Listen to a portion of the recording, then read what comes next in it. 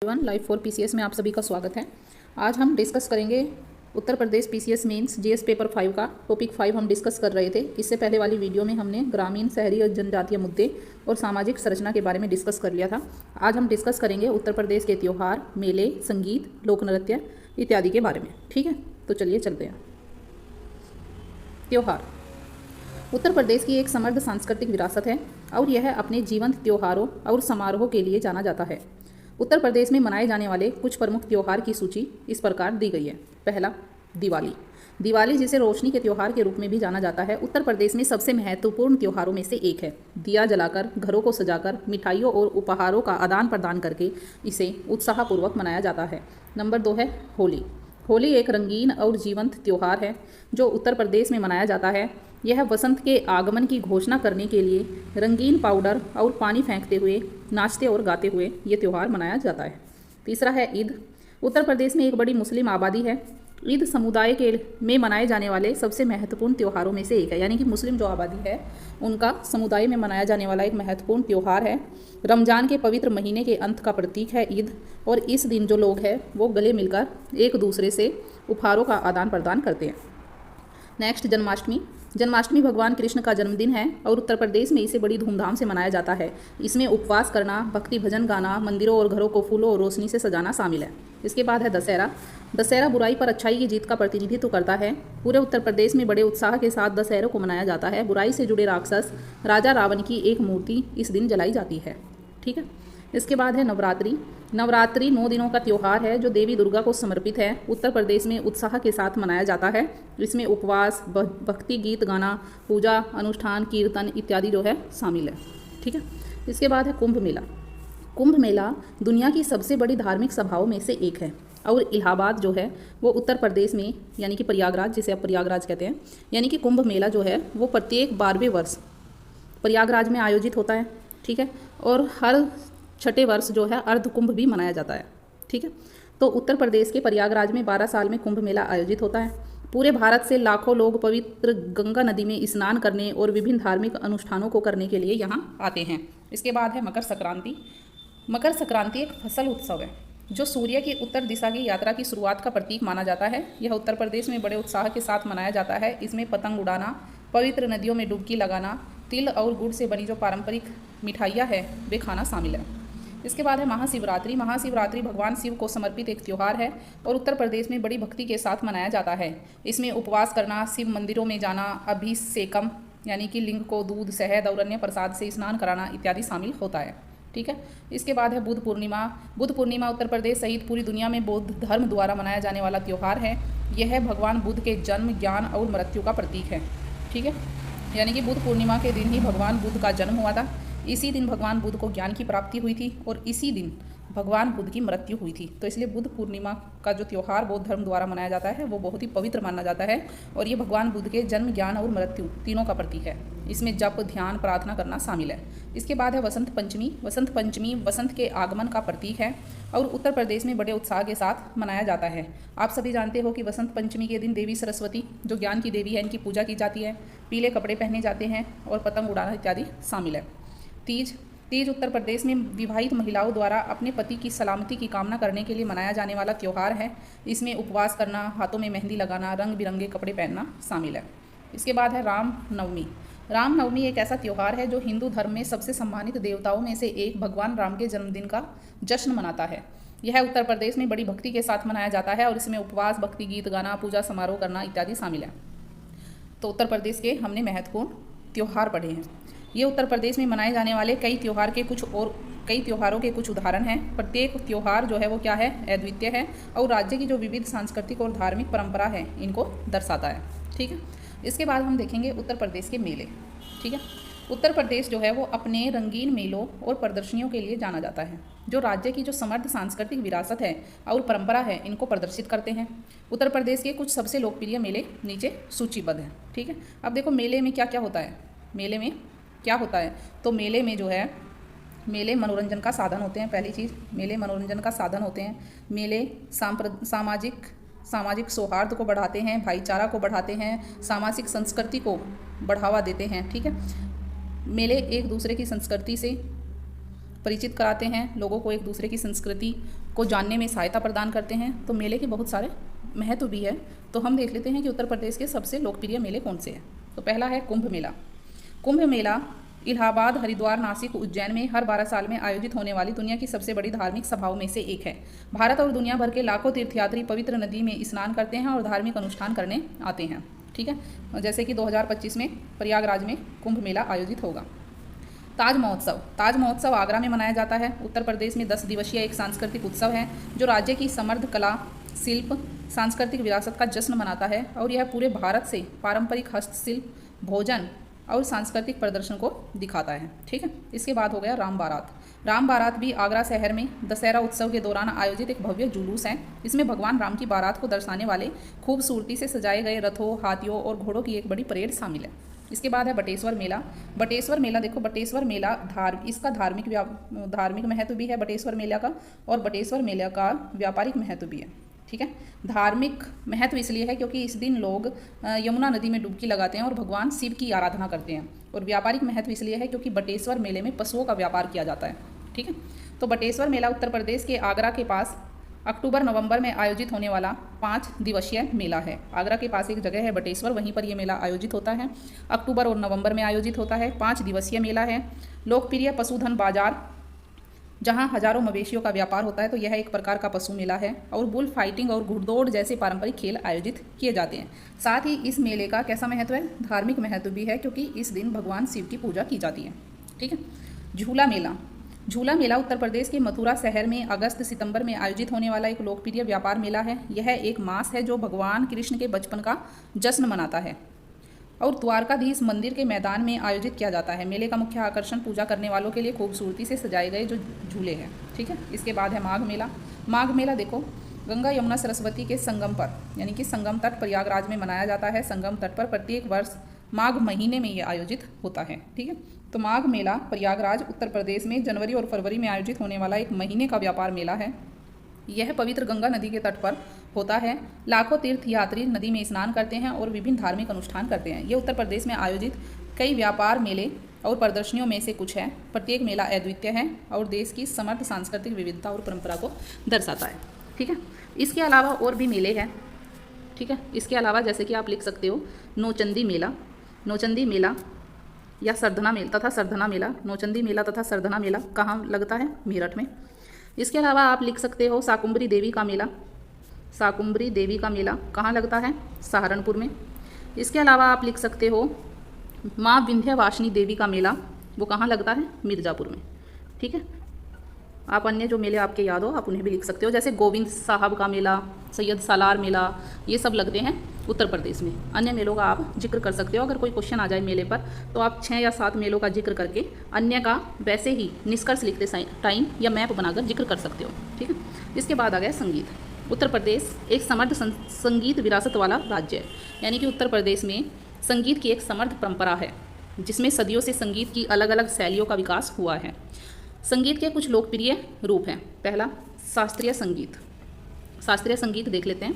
उत्तर प्रदेश भारत के कुछ सबसे प्रसिद्ध शास्त्रीय संगीतकारों का घर रहा है, जिनमें उस्ताद बिस्मिल्लाह खान, पंडित रविशंकर, उस्ताद अमजद अली खान जैसे उस्ताद शामिल हैं। राज्य ने ठुमरी, ख्याल, ध्रुपद की अपनी समृद्ध परंपरा के साथ भारत में शास्त्रीय संगीत के विकास में महत्वपूर्ण योगदान दिया है।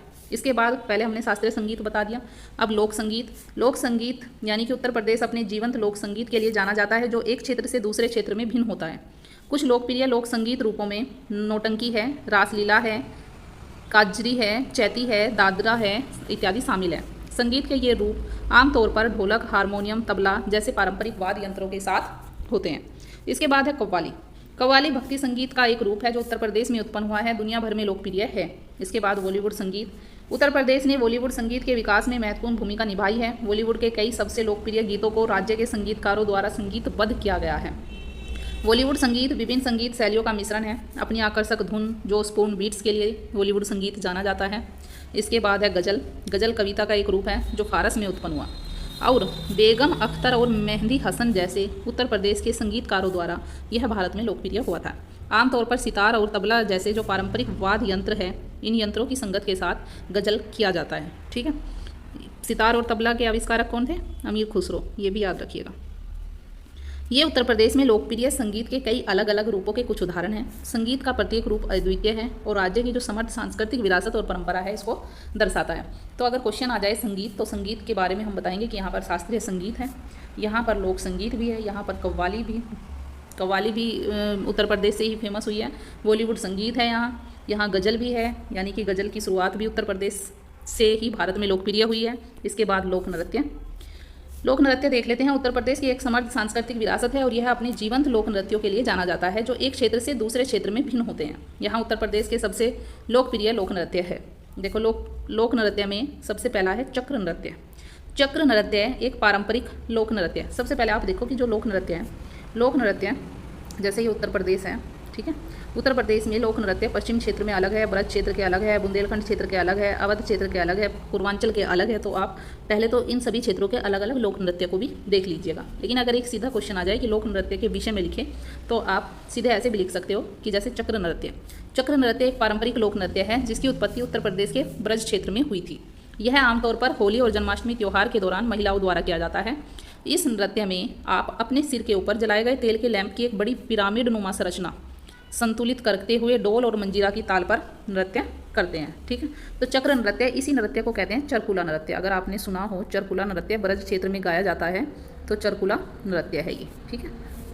दूसरा है नौटंकी उत्तर प्रदेश का लोकप्रिय लोक रंगमंच है जिसमें संगीत, नृत्य, नाटक शामिल है। आमतौर पर ग्रामीण इलाकों में प्रदर्शन किया जाता है। रंगीन परिधान, जीवंत संगीत, विनोदी स्क्रिप्ट शामिल है, ठीक है। इसके बाद है रशिया देखो, रशिया एक लोकप्रिय लोक नृत्य है जिसकी उत्पत्ति उत्तर प्रदेश के ब्रज क्षेत्र में हुई। यह होली के त्यौहार के दौरान पुरुष और महिलाओं द्वारा किया जाता है। ढोल, मंजीरा, ढोलक की थाप पर लोग गाते और नाचते हैं, ठीक है। ये रासलीला के आधार पर नृत्य है, ठीक है। रासलीला पर आधारित नृत्य है रशिया। इसके बाद है झूमर एक लोक नृत्य है जिसकी उत्पत्ति उत्तर प्रदेश के पश्चिमी भाग में हुई है। यह आमतौर पर महिलाओं द्वारा किया जाता है। इसमें दोराक, मंगेरा के दिल की धड़कन के साथ सुंदर गतिविधियां शामिल होती है। इसके बाद है ठुमरी एक लोकप्रिय अर्धशास्त्रीय नृत्य है जिसकी उत्पत्ति उत्तर प्रदेश में हुई थी। आमतौर पर महिलाओं द्वारा लोक नृत्य यह किया जाता है। इसमें ठुमरी संगीत की सुंदर धुनों के साथ सुंदर आंदोलनों और अभिव्यक्तियों को शामिल किया जाता है। इसके बाद है चौपाया एक लोक नृत्य है जिसकी उत्पत्ति उत्तर प्रदेश के अवध क्षेत्र में हुई है।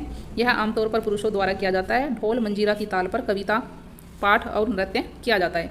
ये उत्तर प्रदेश में लोकप्रिय विभिन्न लोक नृत्यों के कुछ उदाहरण हैं। प्रत्येक नृत्य शैली अद्वितीय और राज्य की समृद्ध सांस्कृतिक विरासत और परंपराओं को दर्शाती है, ठीक है। इसके अलावा उत्तर प्रदेश के जो कुछ लोकप्रिय वो है क्या कहते हैं नृत्य, उनके बारे में बात कर लेते हैं। बुंदेलखंड क्षेत्र में ही अन्य जो लोक नृत्य है वो है देवी नृत्य, राई नृत्य, पाई डंडा नृत्य, ये बुंदेलखंड क्षेत्र के अन्य प्रमुख लोक नृत्य है। इसके बाद ब्रज क्षेत्र में जैसे कि मयूर नृत्य, ठीक है। इसके बाद पूर्वांचल क्षेत्र में जैसे कि कठ घोड़वा नृत्य है, ठीक है। तो आप इन नृत्यों का भी जिक्र कर सकते हो। चलो आगे भाषा और बोलियां देख लेते हैं। उत्तर प्रदेश में कविता, नाटक और गद्य की लंबी परंपरा के साथ एक समृद्ध साहित्यिक विरासत है। राज्य कई प्रसिद्ध लेखकों, कवियों, विद्वानों का घर है जिन्होंने साहित्य के क्षेत्र में महत्वपूर्ण योगदान दिया है। यहाँ उत्तर प्रदेश की भाषा, बोलियों और साहित्य का अवलोकन किया गया है। हिंदी भाषा को देखते हैं। सबसे पहले हिंदी उत्तर प्रदेश की आधिकारिक भाषा है, अधिकांश आबादी द्वारा बोली जाती है। यह साहित्य और शैक्षणिक संस्थानों में उपयोग की जाने वाली प्राथमिक भाषा भी है। इसके बाद है उर्दू उत्तर प्रदेश में व्यापक रूप से बोली जाने वाली एक अन्य भाषा है, खासकर लखनऊ और कानपुर शहरों में। यह राज्य की काव्यात्मक, साहित्यिक, सांस्कृतिक भाषा है। इसने क्षेत्र की साहित्यिक विरासत में महत्वपूर्ण योगदान दिया है। तो उर्दू के जो साहित्यकार रहे हैं वे कौन कौन रहे हैं आप सभी जानते होंगे। फिराक गोरखपुरी का नाम फेमस है, फिराक गोरखपुरी, ठीक है।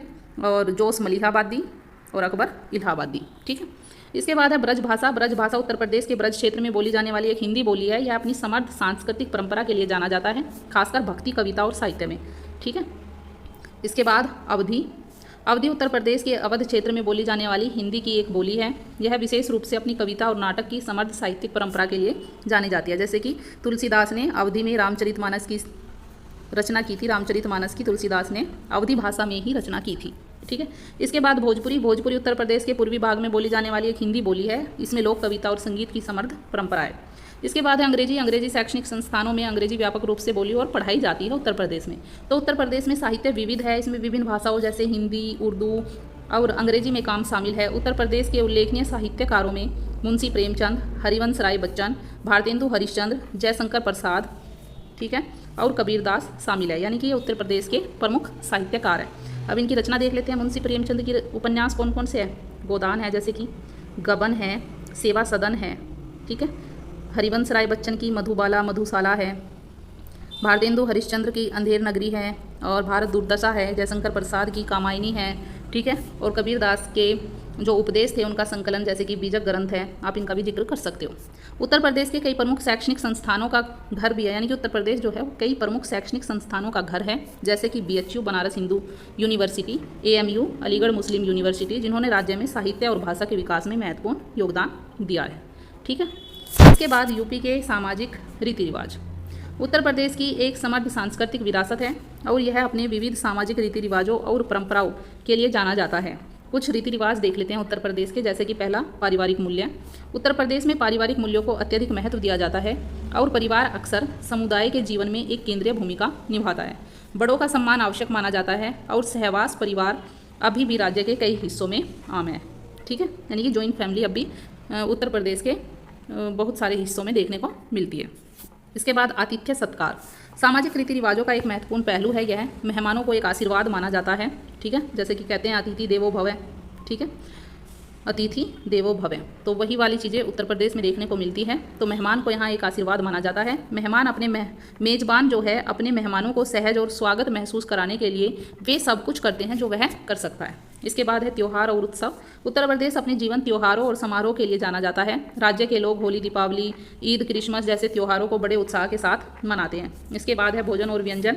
उत्तर प्रदेश में एक समृद्ध भोजन की परंपरा है। सामाजिक प्रथाओं में भोजन एक महत्वपूर्ण भूमिका निभाता है। राज्य के लोग अपने भोजन से प्यार करने के लिए जाने जाते हैं।